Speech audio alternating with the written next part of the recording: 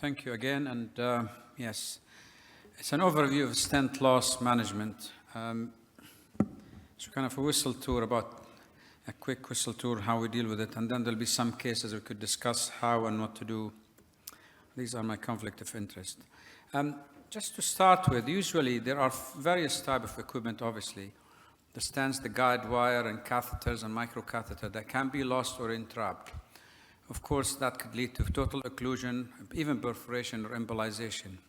And device entrapment is probably more significant than loss, because if it's lost, broken, and stays in the coronary, you could push it distally and you could leave it, and probably nothing as bad. But if a device entrapped, it could become more difficult. So what are the causes for stent loss or entrapment? Of course, prevention is always the better option. If you're prepared and you prepare your RT better, is much more important than just trying to deal with the problem when it happens. Coronary tortuosity and calcification is probably the most significant reason why stents could come off or get lost. Of course, if you have prepared the vessel poorly, and this is where sometimes, or nowadays, we're concentrating more on intravascular imaging with the calcium and eccentric calcium and so on. In the Rotax's trial, stent loss occurred in 2%. This is an old study and an old stent.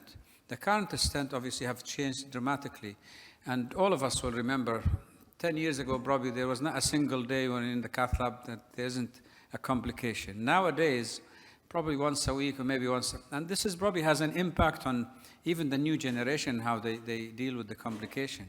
Because before, yes, if you're dealing with it every day, it's much easier when something happens. But nonetheless, this is what happens nowadays. So stent loss used to be 2%. If there's with atherectomy, 0.5 without atherectomy. And that tells you it's what's in the artery, i.e. the calcium and the resistance there. And of course, direct stenting is the reason why this can happen. We all know that angiography doesn't tell you how the artery, how much calcium and what's exactly in the artery if you don't see it. Only 50% you could tell about the calcium. So if you try direct stenting, you deliver the stent into the artery and it gets stuck, and that's where the problem happens. So really, direct stenting should not be as prominent as always. Use of small guide catheter can lead to stent stripping or entrapment. Forceful withdrawal of the stent inside the guide catheter. Even if you try to deliver a stent and find out that it's not coming back, I always say you always have to retrieve it back under fluoroscopy. Don't try just to pull it. And when you pull it back, really always try to check.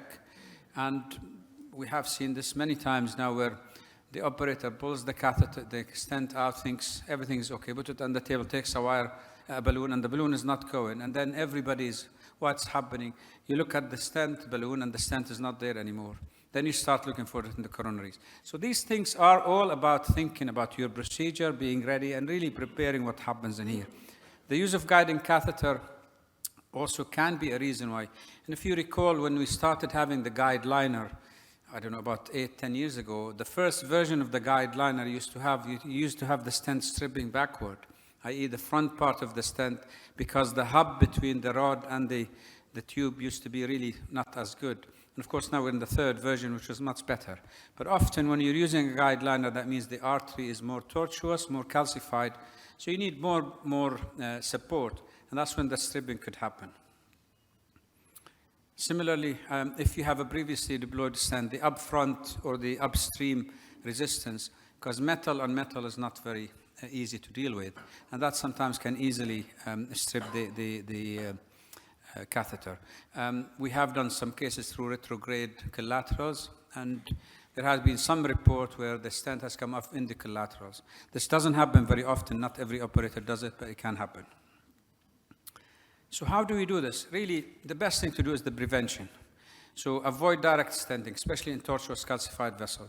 There is no need. You could prepare your vessel well. You could make sure that this is really going to work. And one way of testing that the artery has been prepared well is when you use a non-compliant balloon, you inflate it to high pressure. When it's deflated, run it up and down the artery on the wire, you find out if it is going, the likelihood is that the stent is going to go. But that's one way of testing the artery. Again, meticulous preparation. You think there is calcium, you think there's a problem, use atherectomy devices. And we always say, if you think you need the rotablation, just use it. cutting corner doesn't help because you'll regret that. You'll try to use many balloons and find out it's not going. If you think you need rotablation, you go ahead. Stent from distal to proximal. Of course, this is the kind of classical teaching. On occasion, we have seen that you have to stent proximal first. Let's say you have a dissection in the ostium, which will be covered probably in the next few, in one of the sessions in here. Sometimes you do have to stent proximally, and you come to deliver a second stent distally, and that's where you get the problem. Of course, using a guide liner could help, and that's the guide extension to allow you to deliver the stent through the tortuous artery and the calcified vessels. The same thing, really, you have to avoid. Delivering any stent or any equipment in the artery should be seamless. It should not have too much resistance. If you're having resistance, you have to think why and how. And you have to think, if I'm going to try to retrieve this stent or equipment, it could be a problem. So you really have to be aware of what's happening. You know, the guide extension use, often if you're taking the equipment in and out, sometimes the wire can wrap around the rod. So when you're doing this, you have to make sure that the rod of the guide catheter or guide extension is really away from your all wires, so it doesn't wrap around it. And again, I said that a little bit earlier, and I say it again. When you're taking any stent out of the coronary arteries, always do it under fluoroscopy. The number of times, probably all of you have seen this, when you take the stent without fluoroscopy and you put it on the table thinking you have taken it, and you find out it's not out, it's still in the artery. You only find out when you try to deliver it again and find there's no stent on the balloon. Do not apply force if resistance felt. I mean, this is kind of, you know, you all know this, but sometimes in the rush to do things, we kind of forget the basics, and because we have done it many times before and it worked. And I mentioned that earlier in my previous talk. You close your eye and cross the road 10 times, nothing happens. On the 11th time, something is going to happen. It might not be as good. So using force to deliver your stent is not easy and could cause a problem. And remove and reinsert or insert the stent in the guide catheter outside. And this still happens up till now, particularly with bulky catheters. If you're unable to deliver the stent inside the guiding catheter, bring the guide liner all the way out, put the stent inside the guide liner, and advance both of them inside the artery. So you avoided that area of interaction between the stent and the connection between the rod and the guide liner itself.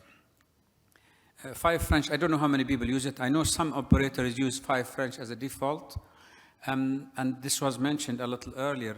If you anticipate somebody with previous bypass operation, somebody with non-CTO, or previous stent where you know that there's calcium and difficult arteries, why would you start with a 5 French or 6 French? I would go straight with the 7 French, because again, when you're doing angioplasty, you want to be fighting with one thing and one thing only, that's the lesion.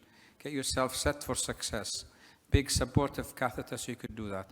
So 5 French can be a reason why the stent can be lost when you're moving it in and out. So how do we manage it when you lose it? And hopefully we'll see some cases similar.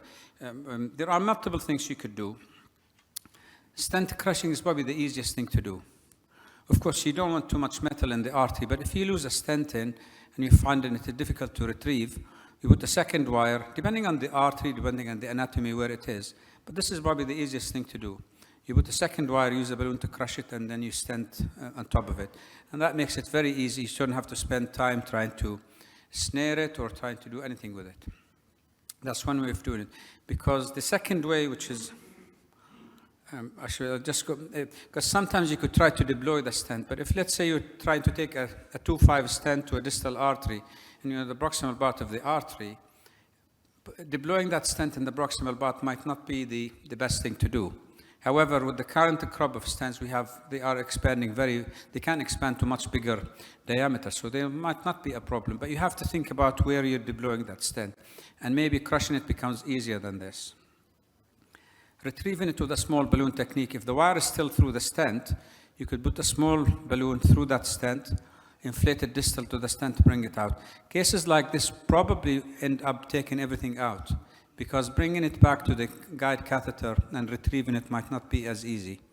And you might lose your wire. Sometimes you have to take everything out and reintroduce it again. But that's one way of dealing with the lost stent, by putting a balloon through it, inflating the balloon and bringing everything back.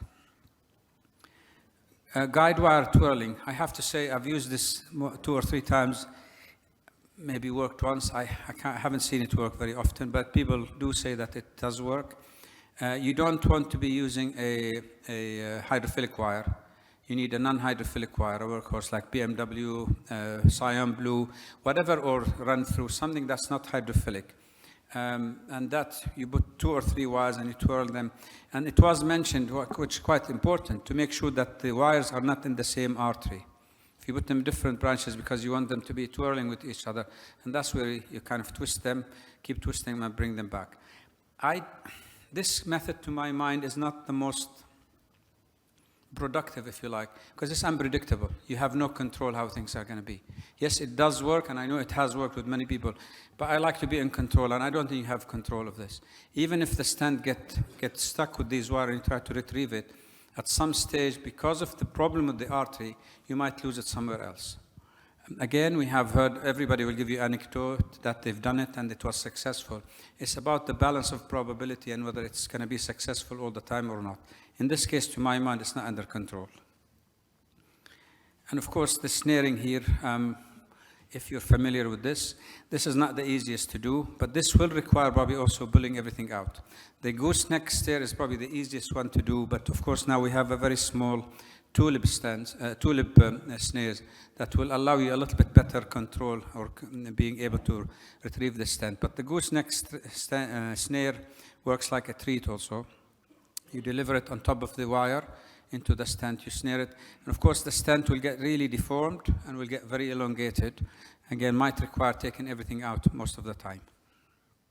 So these are the kind of the methods that you could do it.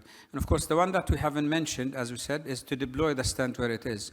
You've lost the balloon, you take a smaller balloon, go through the stent, deploy it, then you take a bigger balloon until you all the way deploy it very well. If the stent is a small size for the artery, it is going to fracture. But then you go ahead and put another stent to make sure that the fracture is not going to affect the long-term outcome of this artery. These are the different kind of snares that or method you could take it, the gooseneck snare, the tulip, which are very important. Of course, you've got the basket retrieval. The one on the right, which are the myotome, I don't know if anybody has used them. I've used them maybe on a couple occasions. They are very aggressive, they are very stiff. But in big arteries you can, and you could hold the stent and bring it back. And of course it gets deformed, but at least you could get rid of it and bring it out. And this is the same thing. Of course, if you don't have a snare, you could make your own snare. I don't know if anybody has done it. You could take the 300 centimeter wire, you bend it in the middle, and you just advance it on top of your wire that you have in the arteries. And slowly, when it comes out of the guiding catheter, you could advance the guide catheter and pull it back so it becomes a proper snare, almost like the same as the gooseneck snare. So 300 centimeter guide wire can be used as a snare. These are a different one, that's micro-elite snare. Very, very small one. If you're thinking, it's not available everywhere, but if you have a very distal, a small stent or a wire even, you could use this micro-elite snare. This is Manus Pilakis kind of diagram or algorithm to how to to retrieve a stent, which we covered most of it. The easiest thing, again, if we say, you crush the stent on the side of the artery and put the second stent in, and or you retrieve it by a balloon, deploy it in that area, or snare it. So again, to summarize, really, prevention and anticipation are the key to what we do. Meticulous approach to all procedure, planning and execution is important. Vessel preparation is very important. And also familiarity. Familiarize yourself how to deal with lost stent or kind of stripped stent, including snaring and how to retrieve them back.